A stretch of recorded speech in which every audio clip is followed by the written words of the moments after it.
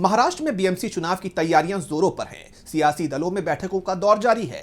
इस बीच महाराष्ट्र की राजनीति में नए समीकरण बनते दिखाई दे रहे हैं। राज्य में कांग्रेस और मजबूत होती दिखाई दे रही है। बीएमसी चुनाव से पहले कांग्रेस और प्रकाश अंबेडकर की वंचित बहुजन अघाड़ी ने गठबंधन कर लिया है, जिसने एनडीए की टेंशन बढ़ा दी है।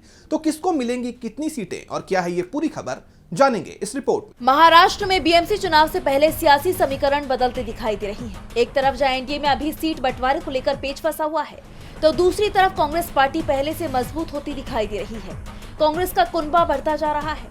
बृहन्मुंबई म्युनिसिपल कॉर्पोरेशन यानी बीएमसी चुनाव से ठीक पहले कांग्रेस और प्रकाश अंबेडकर की वंचित बहुजन अघाड़ी यानी वीवीए ने गठबंधन कर लिया है और आधिकारिक तौर पर इसका ऐलान भी कर दिया है। कांग्रेस के ऐलान ने एनडीए की टेंशन बढ़ा दी, साथ ही बड़ी चुनौती भी खड़ी कर दी है। बता दें कि कांग्रेस और वीवीए दोनों ही दलों के बीच सीट शेयरिंग को लेकर समझौता भी हो गया है।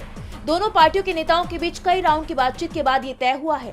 बीएमसी की 227 सीटों में से कांग्रेस 165 सीटों पर अपने उम्मीदवार उतारेगी, जबकि वीवीए 62 सीटों पर चुनाव लड़ेगी। महाराष्ट्र कांग्रेस के अध्यक्ष हर्षवर्धन सपकाल ने कहा, हम दोनों नैसर्गिक एक समान विचारधारा की पार्टी है। आज से पूरे महाराष्ट्र में हमारा गठबंधन हुआ है।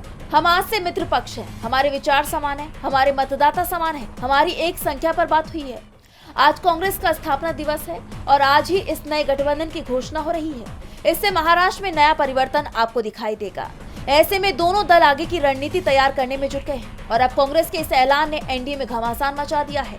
जैसे जैसे गठबंधन बदल रहे हैं, वैसे वैसे मुंबई का सियासी रण और गर्माता जा रहा है।